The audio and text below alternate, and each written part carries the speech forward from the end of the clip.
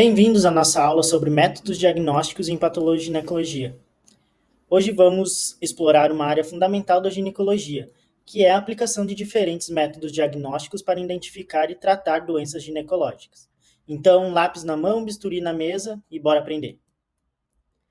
Vamos iniciar com uma visão histológica sobre como esses métodos evoluíram ao longo dos séculos, permitindo diagnósticos cada vez mais precisos e intervenções terapêuticas mais eficazes. Ao longo da apresentação, vamos nos aprofundar em técnicas específicas e discutir como elas são usadas no dia a dia clínico. Para entender os métodos diagnósticos, é crucial compreendermos a importância dos microscópios na história da medicina. Em 1665, Anthony desenvolveu um microscópio simples, mas revolucionário, que permitia a ampliação de imagens em até 300 vezes. Ele foi capaz de observar líquidos como sangue e esperma, mas ainda não conseguia analisar tecidos sólidos devido à falta de técnicas de corte. Pouco tempo depois, Robert Hooke, ao observar uma fina fatia de cortiça, cunhou o termo célula, percebendo que o tecido era composto por pequenas cavidades, ele chamou de células. No final do século XIX, Ernst e Carl Zeiss aprimoraram o design do microscópio, ao introduzir lentes acromáticas, o que permitiu uma maior precisão e clareza nas observações. E, finalmente, em 1932, o microscópio eletrônico, criado por Ernest Ruska, trouxe uma nova dimensão à microscopia, utilizando feixes de elétron para ampliar as imagens em escalas nanométricas, embora seja mais utilizado em pesquisa do que em diagnósticos clínicos.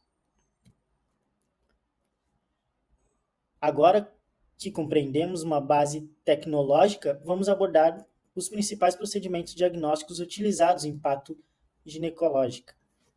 Então, cada um desses procedimentos tem um papel específico e é escolhido como base na condição clínica da paciente. Então, primeiro, a laparotomia, um procedimento cirúrgico invasivo que permite ao médico inspecionar diretamente os órgãos abdominais. É frequentemente utilizado em emergência ou quando há suspeita de condições como tumores. Já a laparoscopia é uma alternativa minimamente invasiva. Através de pequenas incisões, um laparoscópio é inserido na cavidade abdominal, permitindo a visualização e o tratamento de órgãos pélvicos com menos dor e um melhor tempo de recuperação. A histeroscopia é um procedimento endoscópico que permite a visualização direta no interior do útero. É utilizado tanto para o diagnóstico quanto em casos de sangramento uterino anormal, quanto para intervenções terapêuticas, como remoção de pólipos. A esterossalpingografia é um exame radiológico essencial para a avaliação das trompas de Falópio e da cavidade uterina, particularmente útil na investigação de infertilidade. Um contraste é injetado e então visualizado via raio-x para detectar obstruções ou anormalidades. E por fim, temos a colposcopia, que é um exame fundamental para avaliar o colo uterino, a vagina e a vulva, com auxílio do colposcópio, que é um aparelho que amplia e ilumina as áreas. É possível detectar lesões pré-cancerosas e outras anomalias de forma precoce. Falando de anatomia, então, para interpretar corretamente os resultados dos exames, é essencial entender a anatomia do colo uterino. Então, os pequenos lábios são revestidos por um epitélio escamoso, não queratinizado, que é mais fino e flexível, enquanto os grandes lábios possuem um epitélio escamoso queratinizado, que é mais resistente e possui pelos. O colo uterino é dividido em duas partes principais: a parte pélvica, que está localizada mais internamente e é conectada ao corpo do útero, e a parte vaginal, que é a porção que se projeta dentro da vagina. Um ponto anatômico crucial é a junção escamo-colunar, também conhecida como JEC, onde o epitélio escamoso da parte externa do colo uterino se encontra com o epitélio colunar, que reveste o canal endocervical. Essa junção é uma área de transição que é particularmente suscetível ao desenvolvimento de lesões, incluindo displasias e cânceres. Compreender essa anatomia é fundamental para a realização da interpretação dos exames, como a colposcopia e o exame de Papa Nicolau. Falando então da colposcopia, é um dos procedimentos diagnósticos mais importantes na ginecologia moderna. Durante o exame, utilizamos o colposcópio para ampliação e iluminação detalhada do colo uterino, da vagina e da vulva. Esse exame é especialmente útil quando há necessidade de investigar alterações celulares que foram identificadas em exames de citologia, como o Papa Nicolau. Existem dois tipos principais de citologia que podem ser realizados durante a colposcopia.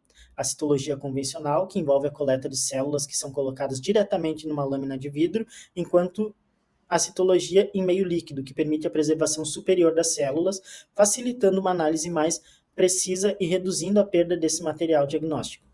Se a colposcopia revela áreas suspeitas, pode ser necessária uma biópsia, onde um pequeno fragmento de tecido é removido para o exame histológico.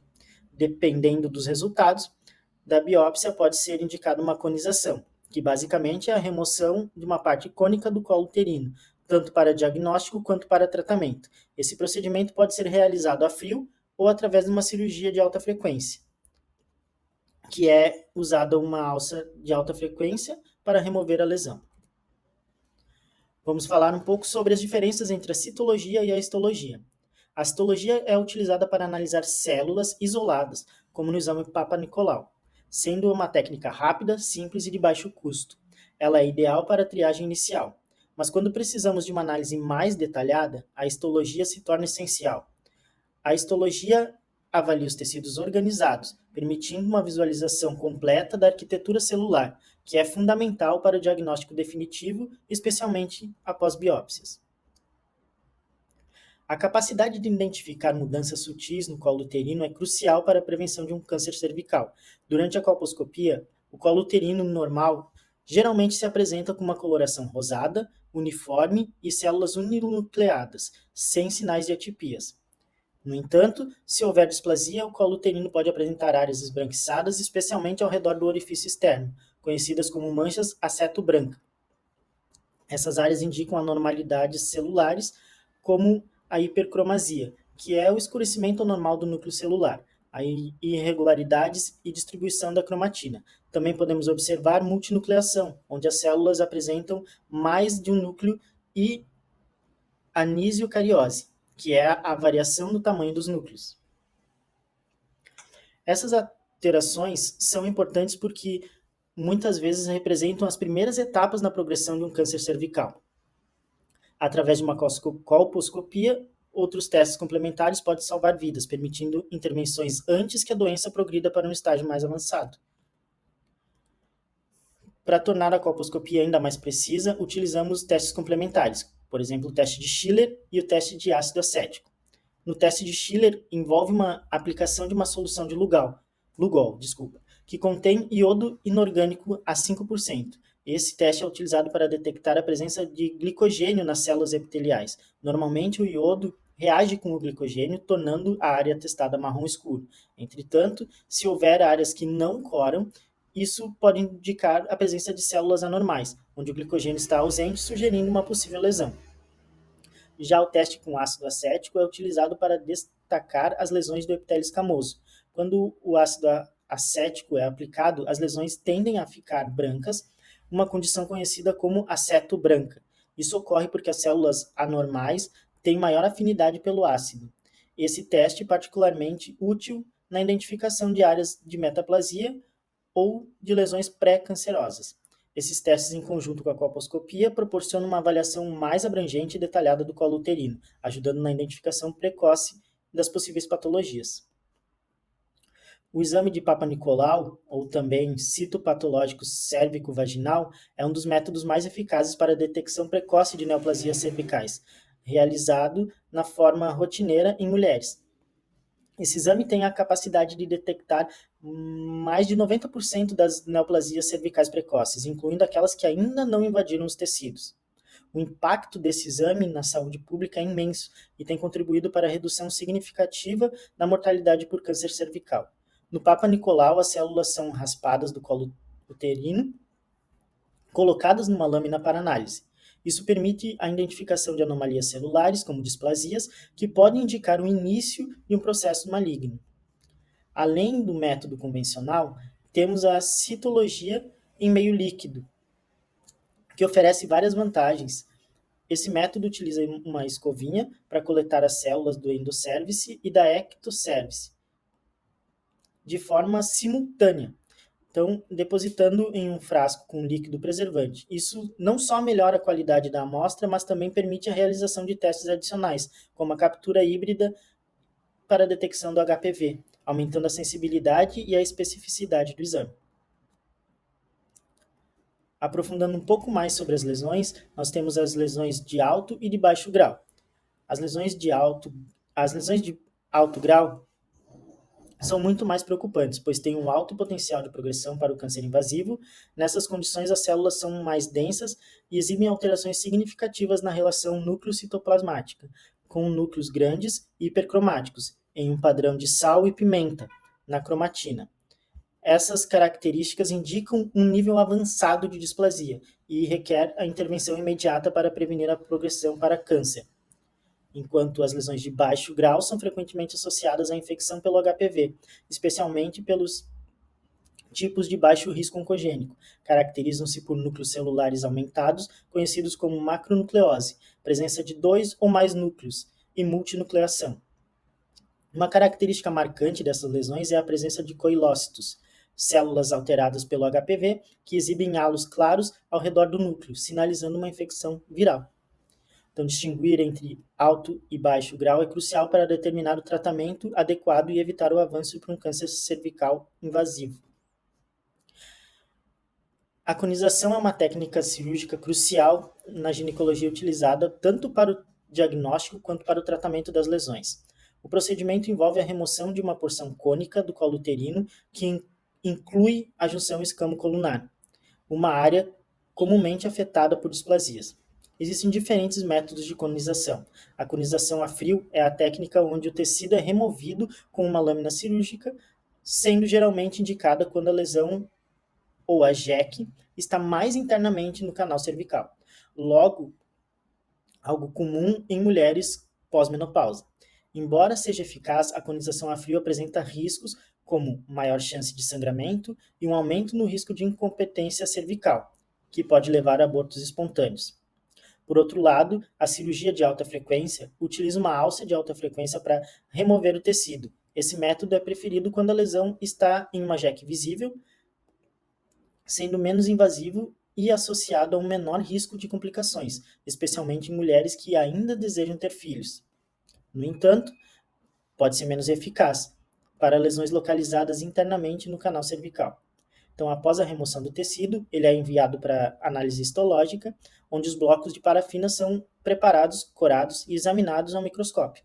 Essa análise permite uma interpretação detalhada baseada na história clínica da paciente e nos achados morfológicos, ajudando a determinar se a lesão foi completamente removida e se há necessidade de tratamentos adicionais. Chegamos ao final da nossa aula e agora é hora de testar o que a gente aprendeu. Qual a solução é utilizada no teste de Schiller? Então, a solução de Lugol é utilizada, que contém iodo inorgânico a 5%. Quais são algumas características de uma colposcopia alterada? Nessa colposcopia a gente vai ter manchas a seto branca, a presença de área esbranquiçada na ectocervice, multinucleação e hipercromasia. Em quais situações é indicada a conização a frio? Então, quando a JEC está mais internamente no canal cervical, especialmente em mulheres pós-menopausa, com prole completa. Qual agente patogênico é mais frequentemente associado às lesões de alto grau no colo uterino? Essa fica fácil, né? É o HPV de alto risco oncogênico, especialmente o tipo 16. Então, para concluir a nossa aula, revisamos hoje os principais métodos diagnósticos utilizados em patologia, compreendendo desde as técnicas de citologia e histologia até os procedimentos cirúrgicos como a conização. Destacamos a importância desses métodos na detecção precoce e tratamento das lesões cervicais, enfatizando como a detecção precoce pode salvar vidas. Então, é essencial que, como futuros profissionais de saúde, estejamos bem preparados para aplicar esses conhecimentos em nossa prática clínica, sempre buscando o melhor para nossos pacientes. Muito obrigado pela atenção de vocês. Espero que essa aula ou revisão tenha sido útil para o seu aprendizado. Até a próxima.